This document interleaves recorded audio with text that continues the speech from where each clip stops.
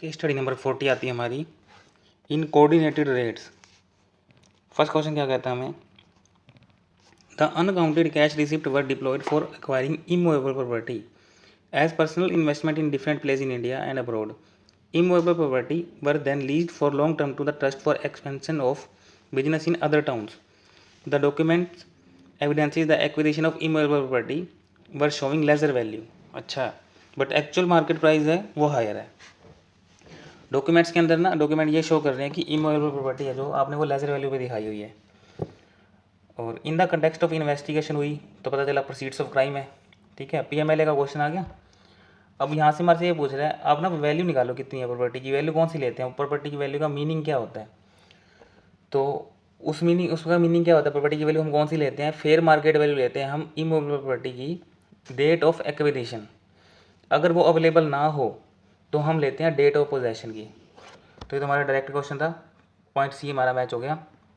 Fair market value of the immovable property acquired by Yashraj family as on the date of acquisition. अगर available नहीं है, if the date can not be determined, या available नहीं है या determine नहीं कर पा रहे, तो डेट ऑफ पोजेशन ले लेंगे. सेकंड क्वेश्चन कहता है share debenture property fix deposit bank account of Yashraj family were held in the name of some of the long term employ long serving employees in the context which of the following statement is not correct. इस question के अंदर ना इसने क्या करा था, अपनी कुछ प्रॉपर्टी शेयर्स डिवेंचर अपने एम्प्लॉयज़ के नाम खरीद रखे थे, रिलेटिव्स के नाम खरीद रखे थे. तो वो ट्रांजेक्शन अपने को ये बताना है इसके अंदर कौन सी स्टेटमेंट इसके अंदर है फॉल्स है. A transaction in respect of a property where the person providing consideration is unknown. जिस पर्सन ने कंसीडरेशन प्रोवाइड कर रहा है वो अभी अननोन है at the time of sale, लेकिन बाद में वो ट्रेस्ड हो गया. ठीक है, अगर बाद में ट्रेस हो जाता है तो हम उसको पकड़ सकते हैं. ये कहता है इज़ नॉट वैलिड, तो पहला यहाँ से हमारा फॉल्स हो गया. ठीक है, यहाँ पे तो वैलिड होना चाहिए ना, बाद में वो ट्रेस हो गया तो हम उसको पकड़ सकते हैं. A transaction in respect of property carried out और made in fictitious name is not valid. हाँ, ये बात तेरी ठीक है, जो बंदा फिक्टिशियस नेम से एक ट्रांजेक्शन करता है वो वैलिड नहीं होती बेनामी में, हमारे को पता है. A transaction in respect of property where the person providing the consideration is fictitious is not valid, ये बात भी ठीक है. A transaction arrangement in respect of property where the owner of property is not aware of such ownership is not valid, ये बात भी तेरी ठीक है. तो इसके अंदर हमारे को फॉल्स बतानी थी, फॉल्स होगी हमारी ए. Some of the close aides who held some of the shares and debenture of Yashraj family tried to retransfer them to Yashraj family fearing actions. तो अपने को पता ही है कि अगर आप रीट्रांसफ़र करते हैं, बेनामी में भी अपन ने पढ़ा था कि अगर मान लो मैं बेनामीदार है, बेनामीदार बेनिफिशियल ओनर ने कोई प्रॉपर्टी खरीदी बेनामीदार के नाम पे. ठीक है, अब बेनामीदार उसको आगे रीट्रांसफ़र नहीं कर सकता, ये हमने वहाँ पे भी पढ़ा था. यहाँ पे भी यही क्वेश्चन आ रहा है कि some of the close aides थे who held some of the shares and debenture of Yashraj family. अब वो रीट्रांसफ़र करना चाहते हैं तो रीट्रांसफ़र तो नल एंड वॉइड होती है, आप कर ही नहीं सकते. जब आपकी चीज़ पकड़ में आ जाए ना उसके बाद आप ट्रांसफ़र नहीं कर सकते, करोगे तो नल एंड वॉइड मानी जाएगी. तो नल एंड वॉइड हमारा आंसर सी मैच हो रहा है. Sum of the employee in cash the fixed deposit held in their names on behalf of Yashraj family immediately after rate tries to transfer the proceeds to the bank action accounts bank accounts of Yashraj family in this context. अब क्या हुआ, इनके ना rate बढ़ गई थी, rate बढ़ गई तो उसके बाद क्या कर दिया, एम्प्लॉयज़ के नाम पे इन्होंने फिक्स डिपॉजिट करवा रखे थे ना, पैसे जमा करवा रखे थे एम्प्लॉयज़ के नाम पे, वो निकालने शुरू कर दिए उन्होंने. जो जो प्रोसीड्स निकाल रहे ना ये भी फंसेंगे. और क्या कहता है, once transferred the property become the property of real owner Yashraj family and said employee are relieved from liability. ऐसा थोड़ी है. देखो मैंने पहले भी आपको बताया था पीएमएल एक्ट में कि आपने क्या करा, जिसके पास पोजेशन होती है ना, प्रोसीड्स ऑफ क्राइम की डेफिनेशन में कंसीलमेंट पोजेशन ये वाले वर्ड्स आते हैं. इसका मतलब क्राइम करने वाला भी फंसता है और जिसके नाम पे आपने ये खरीदे हैं ना वो और फंसता है इसके अंदर, जिसके पास पोजेशन है. अब इसने क्या करा था इस केस स्टडी में, एम्प्लॉयज़ के नाम पे एफडीआं करवा रखी हैं, एम्प्लॉय के घरों में पैसा पड़ा है, रेड मार ली. अब ये थोड़ी है कि एम्प्लॉय बच जाएंगे, मेन बंदा तो पकड़ा गया, एम्प्लॉय और फंसेंगे जिसके घर में पैसा पड़ा है.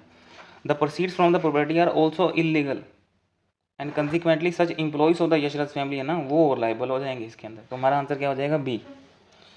Cash receipt were in variability not entered into regular accounting system instead the receipt are maintained in a separate set of manual accounts. अब गिवन स्टडी में ये क्या कर रहा था कि एक तो इसके मेन अकाउंट थे जिसमें वो दिखावा करता था कि दिखाने के लिए वो रखता था अकाउंट्स, और उसकी जो मेन ट्रांजेक्शन थी ना उसके बुक्स ऑफ अकाउंट्स ये अलग तैयार करता था जिसमें असली डाटा था. तो अब मान लो अगर इसकी रेड पड़ जाती है, पकड़ा जाता है ये, तो क्या सिर्फ ओरिजिनल वाले जो ये दिखाने के लिए रखे हैं बुक्स वो पकड़े जाएंगे या सारे पकड़े जाएंगे? सारे पकड़े जाएंगे. सारे आपके सीज होएंगे, सारे पकड़े जाएंगे आपके।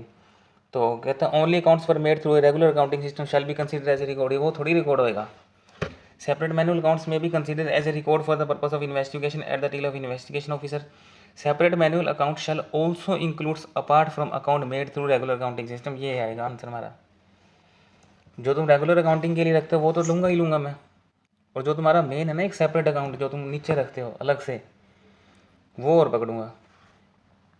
डिस्क्रिप्टिव क्वेश्चन कहता है prima facie various offence has been committed by the Yashraj family and there are highly sophisticated act to cover up conflict the identity origin of illegally obtained earnings so that they appear to have derived from lawful sources. Answer the following. What should be the established by the government to bring a successful prosecution by Yashir's family and their close aides? तो इसमें तो हमारे simple सा point पूछा हुआ है हमारे से, तो government has to establish that there is an offence. Government को ये एस्टेब्लिश करना होता है, वो पूछा था किसे एस्टेब्लिश करना होता है, गवर्नमेंट को एस्टेब्लिश करना होता है कि यहाँ पर ऑफेंस है मनी लॉन्ड्रिंग का सेक्शन 3 के अंदर, to bring a successful prosecution considering Yashraj family. And money laundering act has meaning assign to its section 3। Further section 3 provides करता है हूसोएवर डायरेक्टली या इनडायरेक्टली, कोई बंदा डायरेक्टली या इनडायरेक्टली अटैम्प्ट करता है, कोशिश करता है, और activity connected with the proceeds of crime including concealment, possession, acquisition, projecting, claiming untainted property, वो उसको गिल्टी मान लिया जाएगा मनी लॉन्ड्रिंग के अंदर। और ये वही बातें नीचे दोबारा बता दी इसने,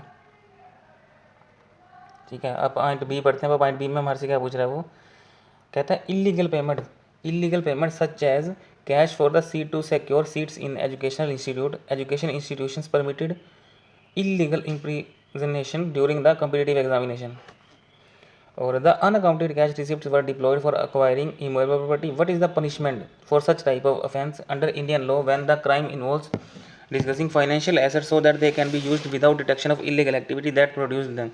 ये PMLA की पेनल्टी पूछ रहा है, बस थोड़ी सी लैंग्वेज वो है अपने को पता नहीं चल रहा। ये इसने सिर्फ क्या पूछा है, व्हाट इज़ द पनिशमेंट, यहाँ से हमारा क्वेश्चन शुरू होता है। ये इसने सिर्फ हमारे से पनिशमेंट पूछी है बस PMLA की। तो PMLA के अंदर हमारी जो पेनल्टी होती है वो क्या होती है, रीग्रेस इम्प्रिजनमेंट होती है हमारी। रीग्रेस इम्प्रिजनमेंट होती है 3 साल से 7 साल की, और अगर आप नारकोटिक ड्रग्स में इन्वॉल्व हो तो 3 साल से लेके 10 साल हो जाती है वो आपकी। बस ये भी डायरेक्ट क्वेश्चन था हमारा, सीधा पेनल्टी पूछी हुई हमारे से। चेक कर लेते हैं एक बार आंसर हमारा। ये रीग्रेस इम्प्रिजनमेंट है, not less than 3 year but extend to 7 year, और अगर नारकोटिक ड्रग्स में हो तो 10 ईयर। क्वेश्चन खत्म। और चलते हैं क्वेश्चन नंबर 7 पे चलते हैं, क्या पूछ रहे हैं हमारे से। It was found that cash was kept in a bank locker in the name of some of the employees. All cases of transaction or arrangement may not be illegal or unlawful, where the property is held for immediate or future benefit, direct or indirect, of the person who has provided the consideration. Elucidate करना है।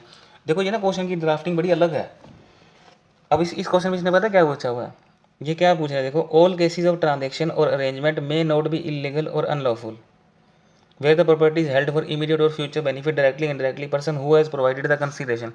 ये बेनामी act के वो point पूछ रहा है, बेनामी प्रॉपर्टी के अंदर वो एक्सेप्शंस होती है ना, ये वो पूछ रहा है कि कौन से केस में बेनामी ट्रांजेक्शन नहीं मानी जाती।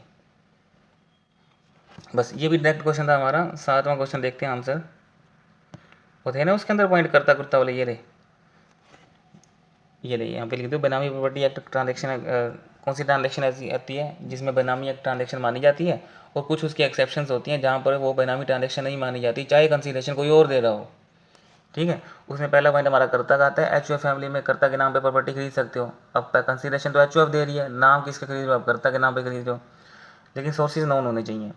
ऐसी आप फिड्यूशरी कैपेसिटी पे, जैसे ट्रस्ट है तो ट्रस्ट में आप ट्रस्टी के नाम पे खरीद सकते हो, ठीक है। और तीसरा पॉइंट क्या कहता है, any person being individual in the name of spouse. अब एक हस्बैंड है अपनी वाइफ के नाम पे खरीद सकता है, बच्चों के नाम पे खरीद सकता है प्रॉपर्टी, कोई दिक्कत नहीं है, नॉन सोर्सेज होनी चाहिए।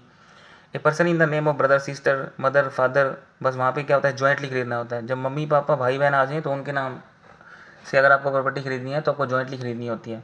तो ये वाले पर्सन अलाउड होते हैं आपको, ये वाले इस केस में आपको अलाउड होता है, चाहे कंसीडरेशन कोई और दे रहा है आप खरीद सकते हो। Unaccounted cash receipts were deployed for acquiring immovable property as personal investment in different state. Based on the preliminary finding, undisclosed income of the group was estimated 175 crore रुपए, while unaccounted cash 30 करोड़ रुपए, ज्वेलरी 12 करोड़ रुपए, 2 luxury car हैं, 2 करोड़ की seize होगी वो। What are the rights power of the concerned authority to attach such property suspected to be involved in the covering of origin of illegally obtained earning? लो ये भी direct है, घबराया मत करो आप क्वेश्चन देख के। इसने क्या पूछा है लास्ट में, देखो डिमांड क्या करी है, what are the wide power of concern authority to attach such property. Attachment पूछा हुआ इसने, पीएमएलई की अटैचमेंट सेक्शन 5, बस वो लिखना जाके आपको, गिवन स्टडी लिख के अटैचमेंट 5 लिख दो वहाँ पे, और अटैचमेंट का पीरियड लिख देना वहाँ पे 180 दिन का होता है। वो सारी बातें राइटिंग के अंदर उसको देना होता है, रीजन टू बिलीव होना चाहिए, वो सारी पॉइंट। और ऑफिसर का वो भी देख देना, उसमें एक वो होता है note below the rank of deputy director, पूरी बातें एक ही पैरा में, वो एक ही पैरा में सारी बातें आ जाएंगी आपकी अटैचमेंट की, वो लिखनी है आपको इसके अंदर। चेक कर लेते हैं एक बार।